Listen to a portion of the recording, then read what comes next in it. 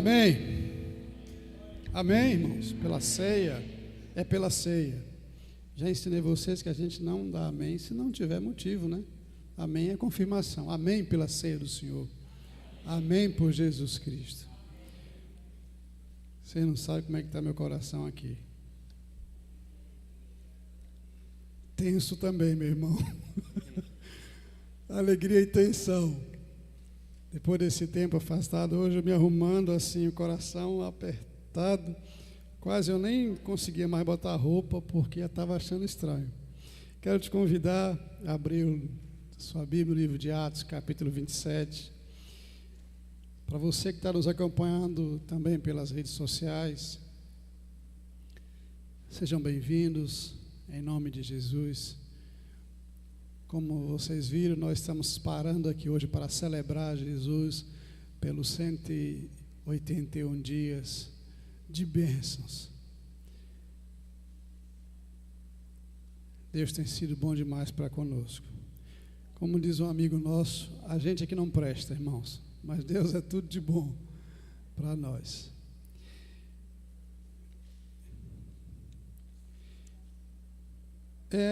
Eu vou ler o capítulo todo. Eu peço a sua paciência, porque senão você não vai entender. Prometo que a gente não vai demorar muito tempo, senão você não vai entender a mensagem. Eu estava ali no banco sentado e vendo a relação de músicas, foram muito bem apropriada para o tema da mensagem de hoje. Como diz Paulinho, é pelo Espírito, bebemos do mesmo Espírito. Atos 27, chegando ao final do livro de Lucas, relato de Lucas, companheiro de Paulo. Paulo já chegando no final de vida, sendo levado para Roma, já preso, levado para Roma para ser julgado e martirizado.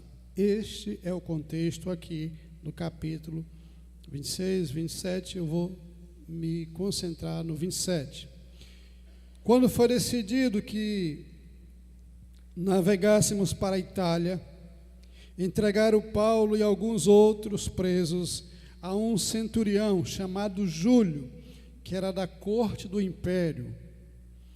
Embarcando no navio Adramitino, que estava de partida para costear a Ásia, fizeram-nos ao mar, indo conosco Aristarco, macedônio de Tessalônica. No dia seguinte, chegamos a Sidom, e Júlio, o centurião, o chefe dos soldados, nos tratando a Paulo com humanidade, lhe permitiu ver os amigos e também obter assistência. Depois partimos dali, navegamos sob a proteção de Chipre. Eles foram costeando a ilha de Chipre, por serem contrários os ventos. Atravessaram o mar ao longo da Cilícia e da Panfilha. Nós chegamos a Mirra, na Lícia. Achando ali o centurião um outro navio de Alexandria, que estava de partida para a Itália, nele nos fez embarcar. Começamos a navegar vagarosamente muitos dias, e tendo chegado com dificuldade de fronte a Cnido, não nos sendo permitir prosseguir por causa do vento contrário, navegamos sob a proteção da ilha de Creta, na altura de Salmona. Continuamos costeando penosamente e chegamos a um lugar chamado Bons Portos, pelo qual estava a cidade de Lazéia. Depois de muito tempo, tendo se tornado a navegação perigosa e já passado o tempo do dia do jejum, Paulo falava aos companheiros de viagem, dizendo: Senhores, eu sei que esta viagem vai ser trabalhosa, com dano e muito prejuízo, não só da carga do navio, mas também da nossa vida. Mas o centurião dava mais crédito ao piloto, e ao mestre do navio do que o que Paulo dizia. Não sendo, portanto, porto próprio para invernar, a maioria deles era de opinião que partissem dali para ver se podia chegar à Fenícia e aí passar o inverno, visto ser um porto de Creta, o qual olhava para o nordeste e para o sudeste. Soprando brandamente o vento sul, pensando eles ter alcançado o que desejavam, levantaram âncora e foram costeando de perto a ilha de Creta. Entretanto, não muito depois, desencadeou-se do lado da ilha um tufão de vento chamado Euraquilão, e sendo o navio arrastado com violência, sem poder resistir ao vento, nós cessamos de fazer a manobra no navio e fomos deixados levar. Passando por uma proteção de uma ilhota chamada Cauda, a muito custo conseguimos recolher o bote. Levantando-se este, usaram de todos os meios para cingir o navio, para proteger o navio, e temendo que dessem na Sirte, arriaram os aparelhos e foram ao léu. Açoitados severamente pela tormenta, no dia seguinte, já aliviavam o navio. Terceiro dia, nós mesmos, com as próprias mãos, tivemos que lançar ao mar a armação do navio. E não aparecendo ali, havia já alguns dias, nem sol, nem estrelas, caindo sobre nós grande tempestade, dissipou-se afinal toda a esperança de salvamento. Sabiam que iam morrer. Havendo todos estado muito tempo sem comer, Paulo, pondo-se em pé no meio deles, disse: Senhores, na verdade era preciso que vocês me tivessem dado ouvidos e não partir para Creta, para evitar este dano e perda. Mas agora vos aconselho que tenham bom ânimo, porque nenhuma vida se perderá de entre vós, mas somente o navio. Porque nesta mesma noite, um anjo de Deus, de quem eu sou e quem eu sirvo, esteve comigo. E me disse: Paulo, não temas, é preciso que compareças perante César. E eis que Deus, por sua graça, te deu todos quantos navegam aqui contigo neste navio.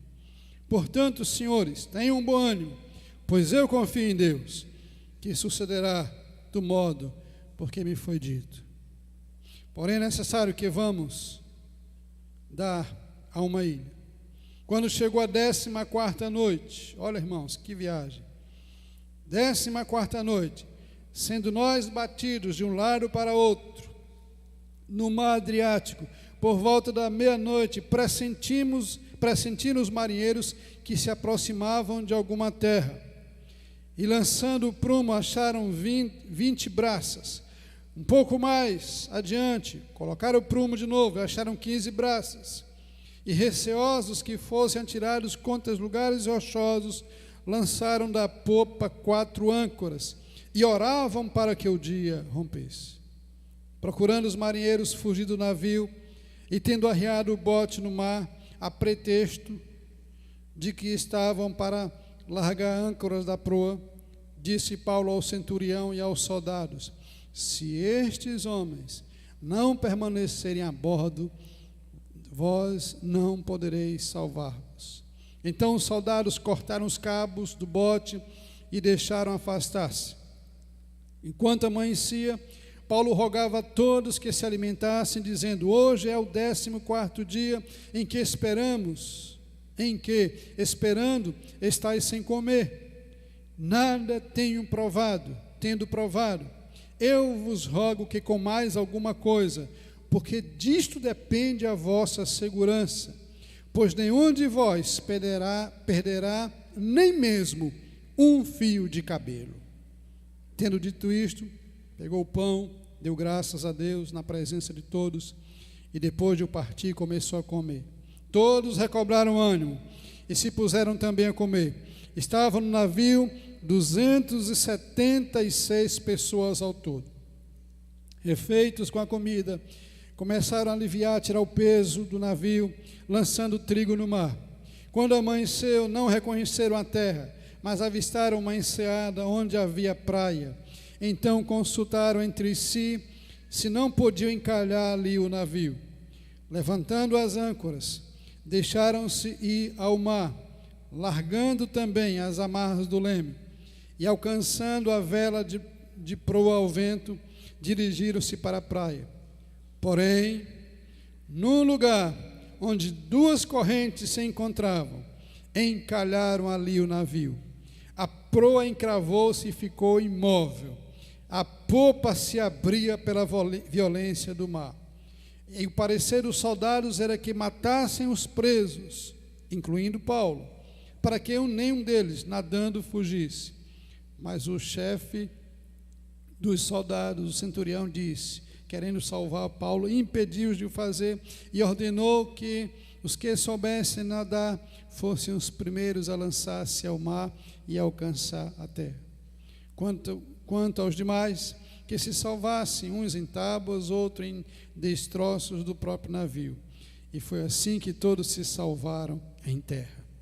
Chegando em terra, verificamos que a ilha se chamava Malta.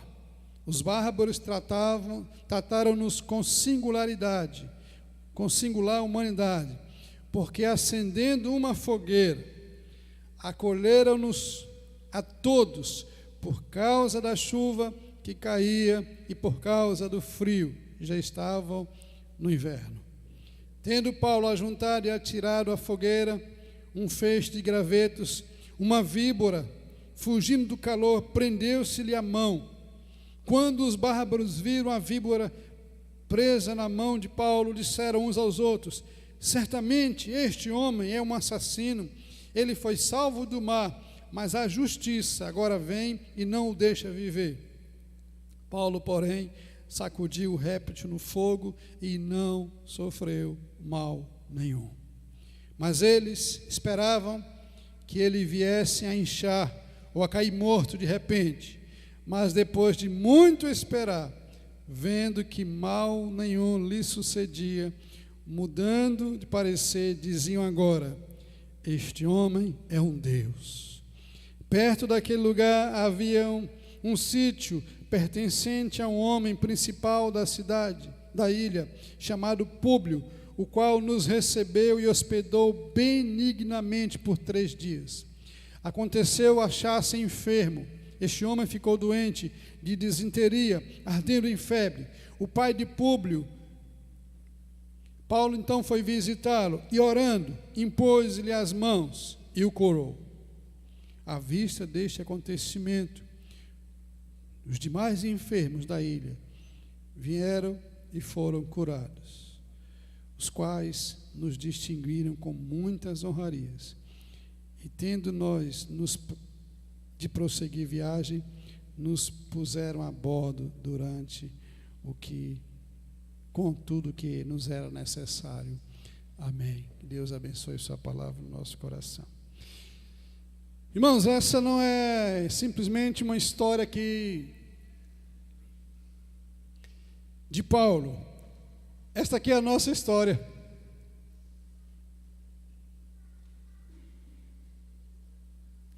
Uma história da nossa viagem por essa terra, dos nossos dias por essa terra. E que viagem, irmãos, essa aqui do Paulo. Talvez se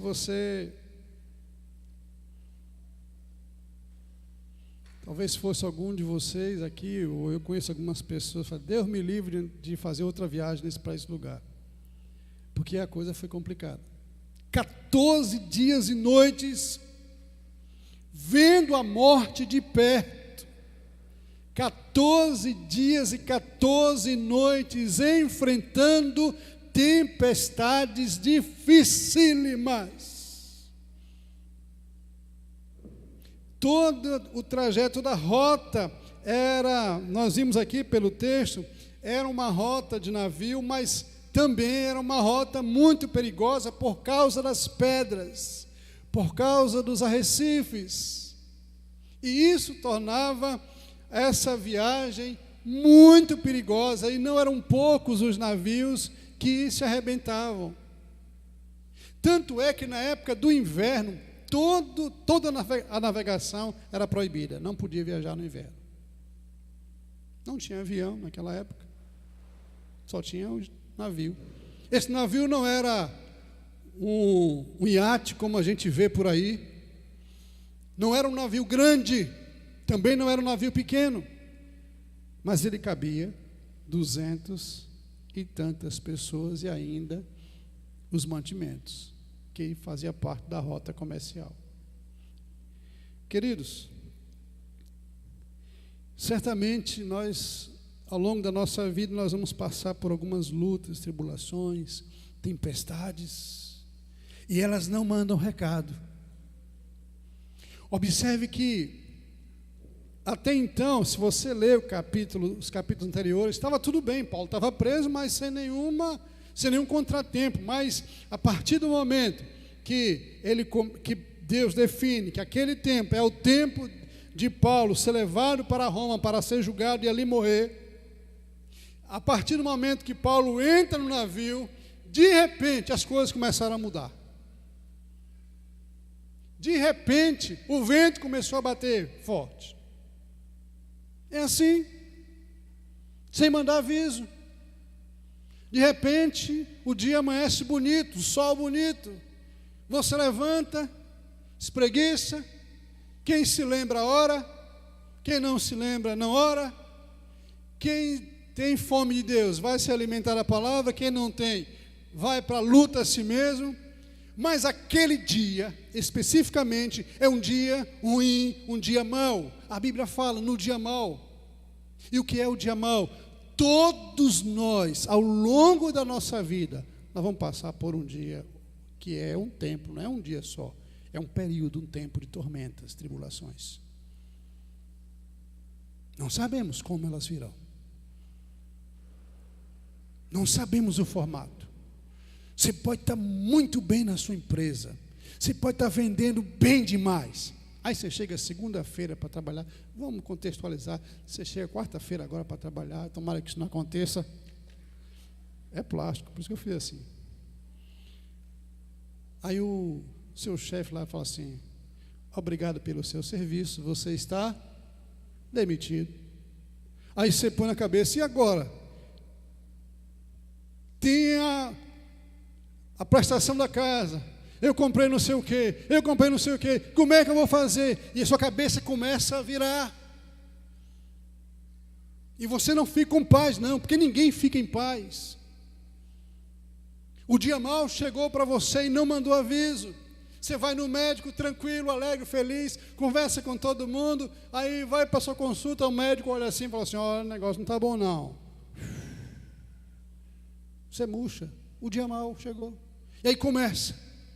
Há uma série de situações, há uma série de fatos. E aqui nós encontramos uma tempestade daquelas. Mas que tem tempestade na vida, a gente já sabe disso. O problema agora é como a gente enfrenta essas tempestades. Essa história aqui de Paulo, irmãos, falar nisso, terça-feira eu faço 19 anos aqui, viu? Terça-feira. Nem eu esperava demorar tanto tempo, 19 anos. Eu nunca preguei nesse texto aqui na igreja. Nunca preguei. Às vezes eu olhava, tinha vontade, olhava para ele, mas nunca preguei.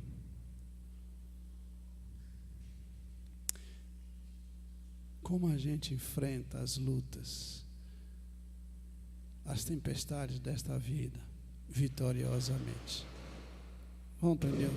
Vamos aprender um pouco com Paulo? Primeira coisa que a gente precisa, eu vou correr aqui para você não ficar aí agoniado e perder o fio da meada. Primeira coisa, enfrente as lutas com lucidez e equilíbrio. Olha, eu fiz questão de ler todo o texto para vocês verem a postura de Paulo diante da morte, diante de uma tempestade violenta, eles só viam, passava um dia, passava o outro, só viam as coisas piorando cada vez mais. Como é que reage, como é que vive esses momentos de tempestades? Se você encontrar nesse texto aí Paulo se desesperando, descabelando, reclamando, mostra aí que a gente vai conferir na Bíblia.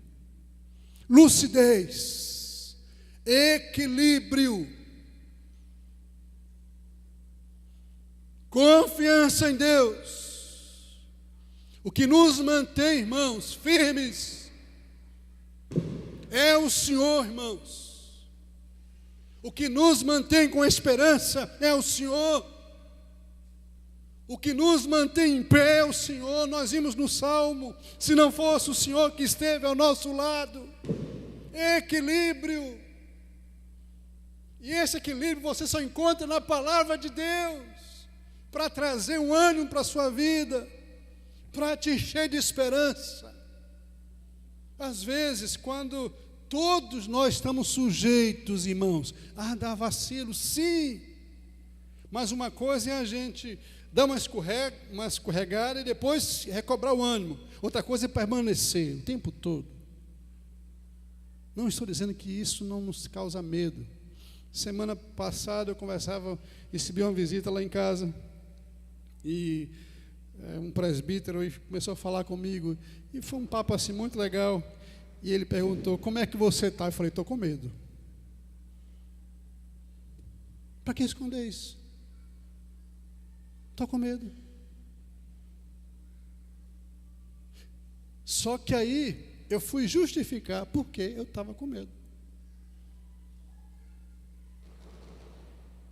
Eu fui fazer as contas direito. Eu vou entrar no 6º procedimento, gente. Eu estava achando que eram 5, foram 6.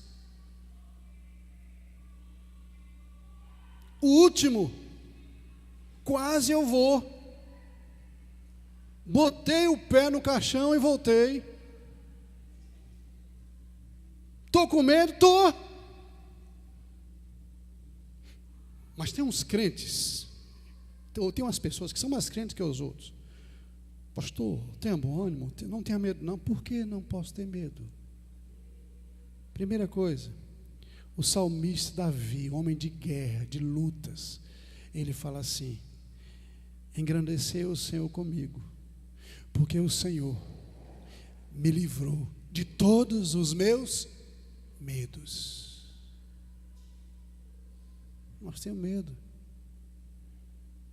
O medo é um espírito. Paulo fala para Timóteo: Deus não nos tem dado espírito de medo. Aí o presbítero, eu só estava com esses 2 textos na cabeça. E o presbítero foi lá atrás, mas lá atrás falou: pastor, tem mais uma coisa aí. Esse negócio de medo é desde o Éden. Eu falei: é mesmo? Ele falou: o que foi que Adão fez quando pecou? Quando Deus chamou: Senhor, eu ouvi a tua voz e tive. Ué, aí a gente conversando, entendemos que o medo está na nossa natureza adâmica, faz parte da nossa estrutura, não tem como negar, mas não significa que isso deve nos fazer perder o equilíbrio e a lucidez. Tenho medo, estou com medo, naquilo que você estiver enfrentando. Pô, não tem problema não, chore, diga que está com medo, diga para o Senhor: Senhor, estou com medo. Mas não perca o equilíbrio. Paulo não perdeu o equilíbrio e viu a morte de perto, mas de perto. Eu não queria estar nesse barco aqui, não sei você, eu não queria. Segundo, como é que a gente enfrenta as lutas? As lutas não, as turbulências, as tempestades, crendo firmemente que não estamos sós.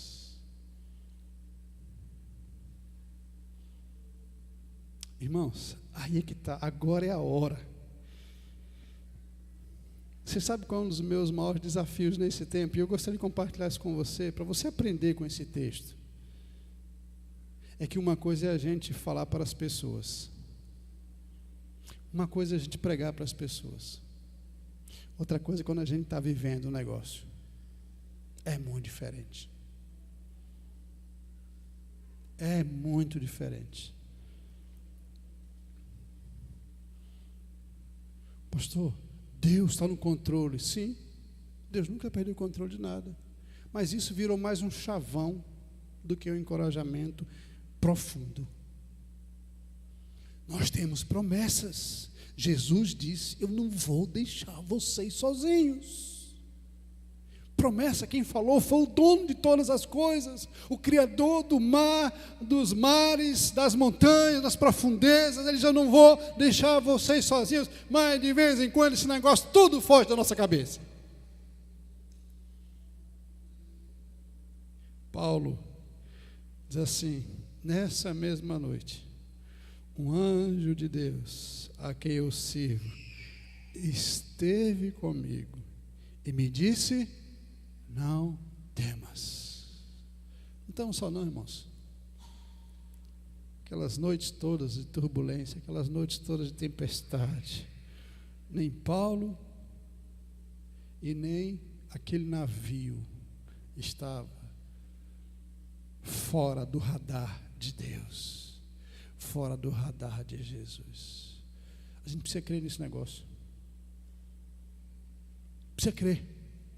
Mas com a alma. Não é da boca para fora, não. Presta atenção. Não é da boca para fora. Tem que vivenciar isso. Tem que provar isso. Tem que ter essa experiência de ver a morte de perto, para entender que não está só, que o anjo do Senhor está ali acampado ao nosso redor. O anjo do Senhor acampou ali naquele navio, enfrentando as turbulências. O vento era forte, parecia que a coisa melhorava, mas vinha outro vento e queria afundar, dava um alívio, mas vinha outro pior. É assim na vida da gente, irmãos. Toda a nossa história parece um problemazinho pequeno que tira a gente do sério, mas resolve, daqui a pouco surge um outro maior, e você fica assim: misericórdia. É hora da gente dizer assim: peraí, eu não estou só nesse negócio, não. Não estou só. Pode perder isso de vista, não, irmãos. Eu quero pedir para você entender isso nessa noite. Não perca isso de vista. Creia que você não está só. Porque senão, que Deus é esse? Que larga a gente, como dizia minha mãe, ao léu. Já ouviu essa história? Os mais velhos que ouviam isso mais, né? Largado ao léu. Nós não estamos. Olha, sabe qual é das coisas mais que me fascina?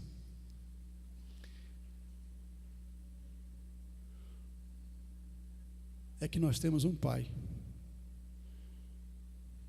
Um pai que cuida. Jesus disse: olha, vocês são preciosos. Não tenha receio. Confesso que eu tinha receio de dizer isso, que eu sou precioso para o Senhor. Eu tinha receio, sério. Eu comecei a rever os meus conceitos. Irmãos, cada um de nós, os filhos de Deus.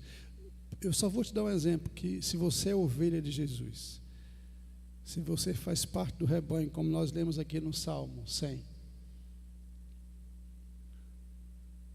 você é precioso. E Deus, ou Jesus, o Supremo Pastor, sai e vai em busca de você quando você sai do meio do rebanho. Sabe por que é isso? Porque você é precioso para Deus. Como a gente enfrenta as turbulências, tempestades da vida, que não mandam avisos. Terceiro, enfrentando sem vitimismo e sem murmuração. Também a gente não vai encontrar Paulo aqui se queixando. Não tem uma palavra de Paulo aqui se queixando. Por que comigo, Senhor? Por que o Senhor não mandou um anjo me avisar para não entrar nesse navio? Não tem esse negócio não, irmãos. Tem que enfrentar. Tem que enfrentar, sem murmuração. Se você não sabia, eu vou dizer, uma das coisas que Deus mais odeia é o espírito murmurador. Deus não suporta isso. Há uma palavra do apóstolo Pedro, que eu gosto sempre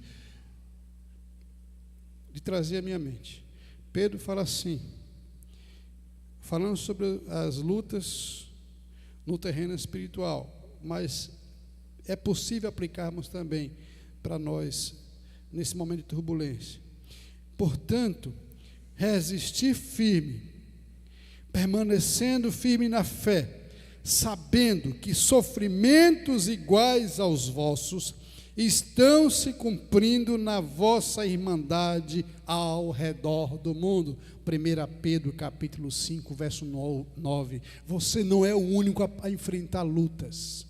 Você não é o único a ter problemas financeiros. Você não é o único a passar por problemas no seu casamento. Você não é o único nessa terra para ter problemas com os seus filhos. Você não é o único a padecer enfermidades. Você não é o único que chega um momento que não sabe para onde ir. Você não é o único. Ah, por que isso comigo? Vitimismo. Sabe o que é vitimismo? Quando a gente dá onde vítima. Vitimismo.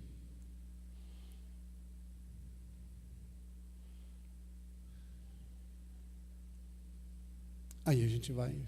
Eu gosto sempre de lembrar, e quem anda em um hospital sabe muito bem disso. Eu lembro que uma certa vez eu levei meu pai para um exame lá na Santa Casa. Não sei por que nome Santa Casa. Se alguém souber, me fala, tá? Aí esperamos. Menos do que Kiko essa semana. Esperamos. Eu sentei lá e esperamos. Como os idosos têm alguns costumes, eu também estou chegando lá. Alguns costumes, como dizer tipo, se a consulta é 3 horas, ele quer chegar lá 1 hora ou meio-dia. Não é assim os idosos? Então, com medo de falar, porque é assim ou não é? Aí o seu Gilson, meio-dia, eu liguei para ele, combinamos, eu ia levar, e ele disse: Davi, a consulta é 3 horas. Eu falei: joia, 1h30 eu passo aí e te pego. 1h30, já dei mais 1h30, 1h30. Cheguei lá, 1h30, na casa dele. Chamei, perguntei à minha mãe: cadê o velhinho? Já foi. Falei: mas que cabra.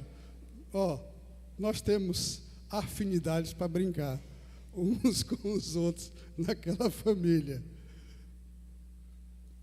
E foi que horas? Meio-dia. Eu sabia no que ia dar. Aí eu fui, né? Quando eu cheguei lá, entrei, encontrei ele sentado, ali onde a parte do SUS, ali que faz consultas, né? Não lembro assim. Abaixo ali da ressonância, né? Tem uma parte ali que é SUS, né? Aí estava ele sentado, aí eu fiquei em pé, estava lotado. A consulta dele era 3 horas. Deu 4, deu 5. E o velhinho estava com fome. Não tinha almoçado. Viu? Para aprender. Resultado, irmão, saímos lá, quando fomos atendidos pela doutora oncologista, ia dar umas 6 e pouca. Mas enquanto isso, chegava um de um jeito, como diz aí o pessoal, cada um mais estrupiado do que o outro. E eu olhando. E observando. Tem um momento que eu não aguentei, eu cutuquei. Aí eu arrumei um lugar para sentar junto dele, eu cutuquei e falei assim, está vendo, meu pai? Tem gente bem pior do que o senhor. É só você fazer essa leitura. Para de vitimismo. Achar que essas coisas ruins acontecem com você. Tem gente bem pior do que você.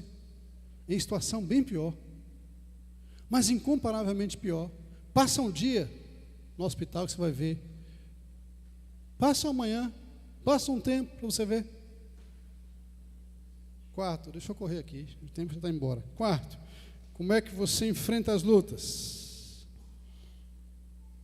Deixa eu fazer. Olha, e a gente precisa, esse tempo de, só um pontozinho do tópico anterior, nesse tempo de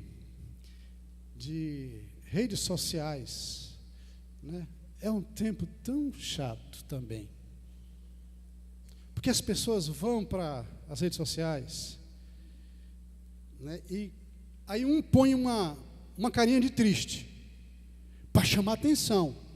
Aí os outros amigos vão, o que foi, amiga? Aí começa. É assim ou não é? Ah, você não... hoje acordei muito triste. Aí alguém fala assim, olha, aconteceu uma coisa. O que foi? Aí começa. Nas redes sociais. Ô, gente boa, curta seu negócio, tranquilo aí. Para de ficar expondo sua vida à toa. Para. Expõe as suas coisas, seus problemas diante do Senhor, de joelho no chão, quebrantado, quebrado. Diga o que você quer, diga o que você está precisando, diga onde está doendo. Esquece rede social, que isso vai trazer mais confusão, porque depois vão te mandar um bocado de remédio caseiro para você tomar. Ó, não sei quem tomou isso e ficou bom. Essa semana aí, a minha mãe mandou um para mim, que é uma pessoa que eu não... Tem trocentos anos que eu não vejo, mandou para eu tomar. Lá ele, gente. Eu vou tomar nada que eu não conheço, rapaz. Deus me livre. Aí eu assisti o vídeo, mas, gente, que negócio esquisito. Não dá para mim, não. Vamos lá, enfrente suas lutas, crendo que em tudo há o propósito de Deus, e se alimente das promessas. Irmãos, toda essa coisa, essa turbulência, essa tempestade que Paulo passou, tinha um propósito. Não sei se você conseguiu perceber na leitura aí, tinha um propósito. Deus fala assim, o anjo fala assim para Paulo, olha, Paulo, fique tranquilo, você não vai morrer. O navio não vai afundar. Vou dizer mais, nenhum dos que estão nesse navio vai sofrer dano algum, nem um fio de cabelo.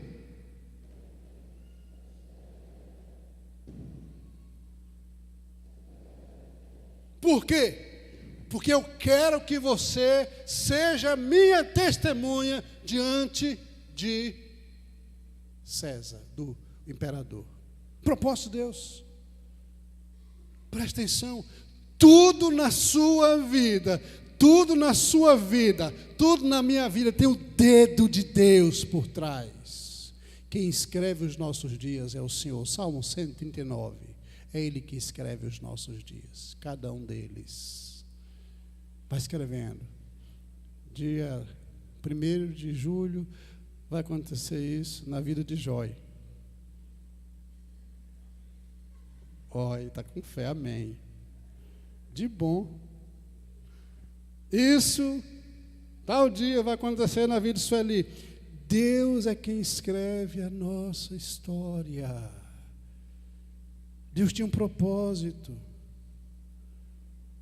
Deus não faz nada pela metade. Deus não fica no meio do caminho. E tem algo que me chama mais a atenção, que é onde eu vou fechar aqui, nessa história aqui de Paulo. Irmãos, já pensou se Paulo não tivesse naquele navio? O que é que você acha que teria acontecido se Paulo não estivesse ali? Todo mundo tinha morrido. 276 pessoas no fundo das águas. Mas esse não era o propósito de Deus. Creia nisso. Estou passando por esse negócio agora.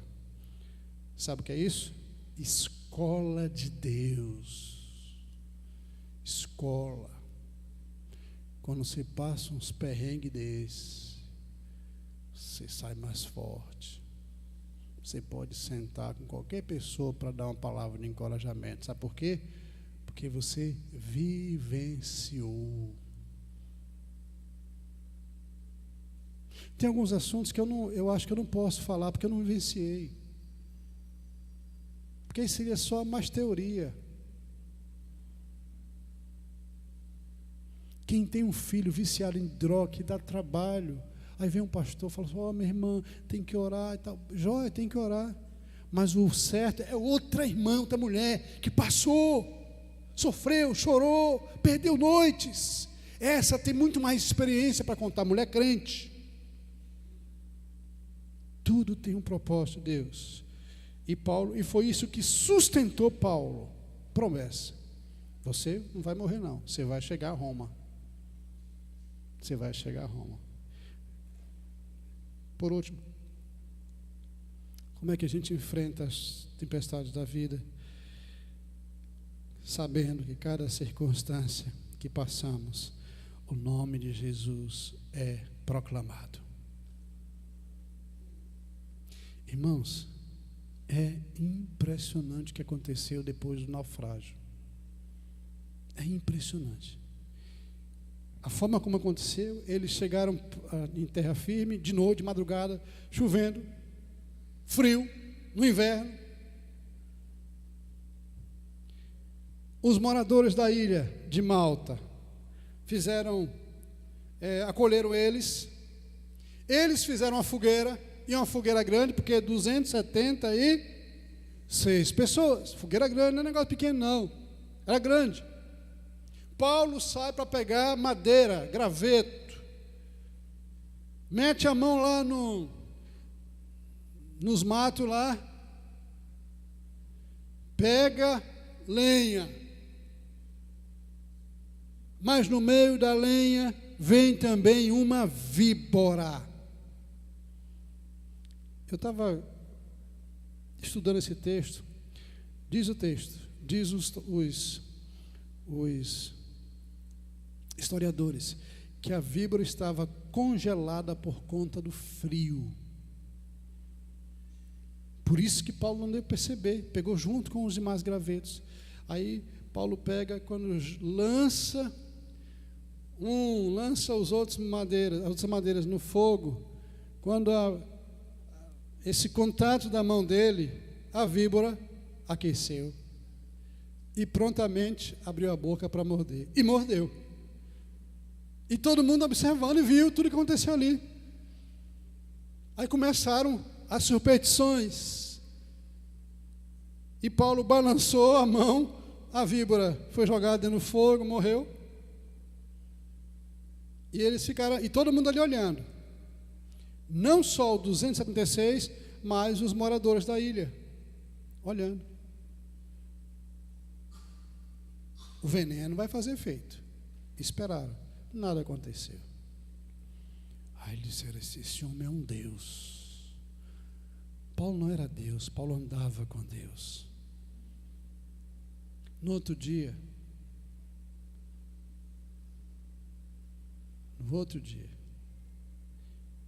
um homem importante da ilha, talvez o administrador da ilha, estava mal, disenteria.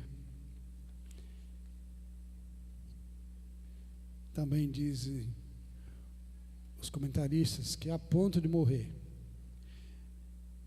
E Paulo é chamado para orar por aquele homem. E Paulo ora, impõe as mãos. A mão que foi mordida, Paulo impõe as mãos, o homem ficou curado. Propósito de Deus, mais um propósito de Deus.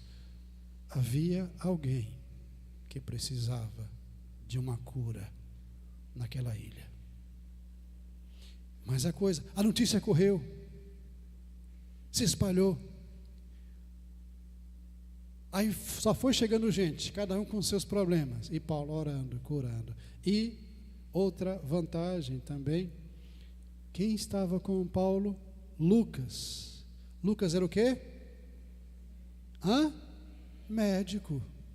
Foi ajudar também no processo de cura daquelas pessoas. Uma ilha foi evangelizada.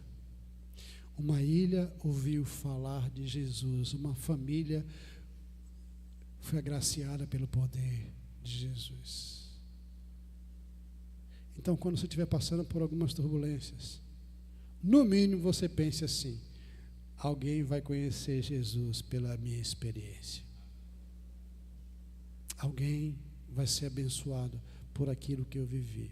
Agora, passe, se lembre e conte depois. Porque às vezes a gente sai vitorioso e fecha a boca. Não conta. Não conta.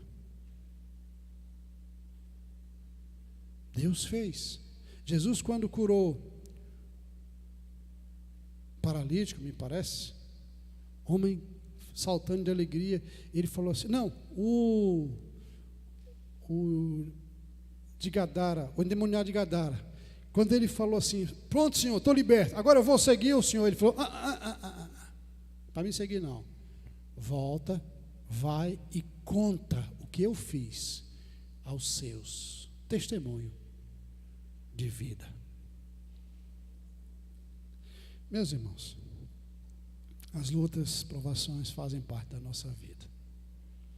Não sabemos o que nos vem ainda nesse final de ano, ou no decorrer das nossas vidas. Mas eu creio que Deus está por trás de toda a nossa história, escrevendo cada um dos nossos dias.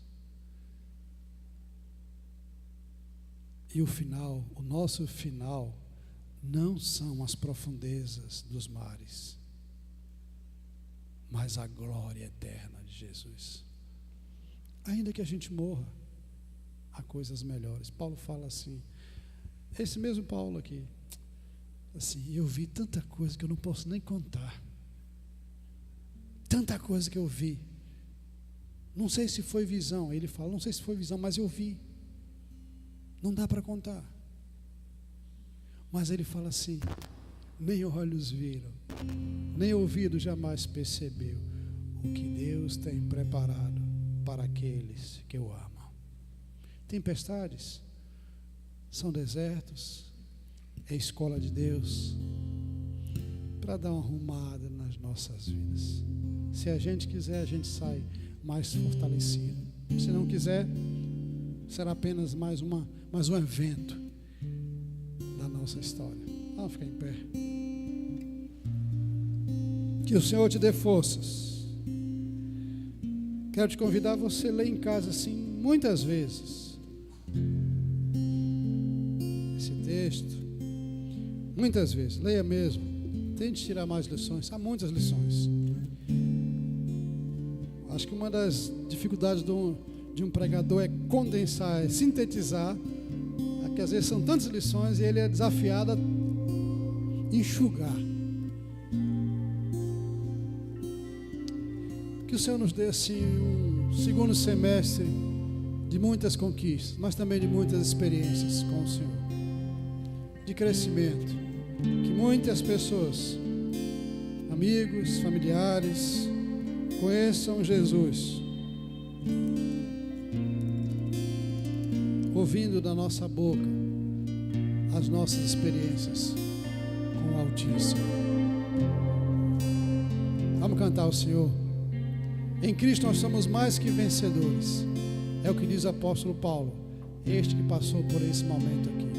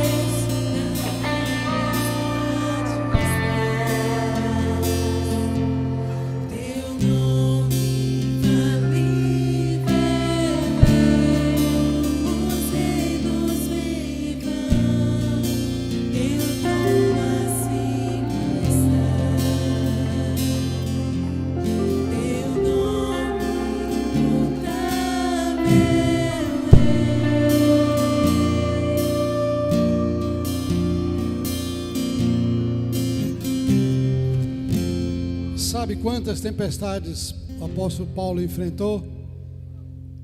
3. E em todas elas, ele foi vencedor.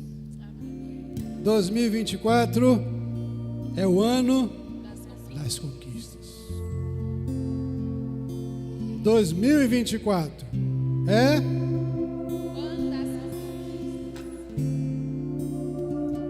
depois a gente fala mais forte, né? Queridos, eu abri esse espaço para vir aqui hoje para a gente celebrar junto final desse semestre, por conta do nosso tema, por aquilo que Deus tem feito nas nossas vidas, para também dar ceia, para antecipar a ceia de julho. A próxima ceia agora só será em agosto. Espero que as coisas estejam normais. Volto para o meu casulo para continuar. Peço que os irmãos estejam intercedendo. O fato de eu aparecer fazendo a chamada aqui para o culto, né, eu fiz isso, acho que foi na quinta-feira, gravei um vídeo aqui chamando para vir para o culto. O fato de eu estar hoje aqui não significa que está tudo resolvido, tá? Ainda não.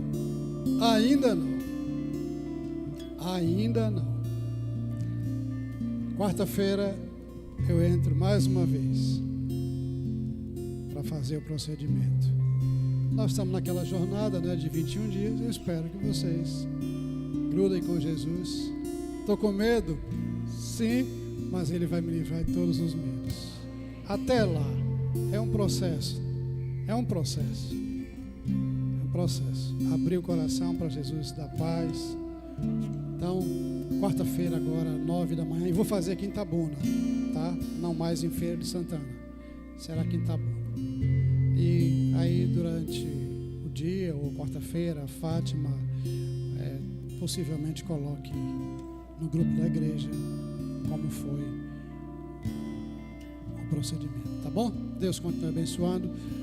Receba a bênção, a graça do Senhor Jesus, o amor de Deus, o nosso Pai Celeste, as consolações e a força do Espírito Santo seja derramada sobre vós e sobre todo o povo de Deus, espalhado na face da terra, hoje e sempre. Amém. Amém. Pode sentar. Olha, presta atenção aqui. Avisos rapidérrimos aqui.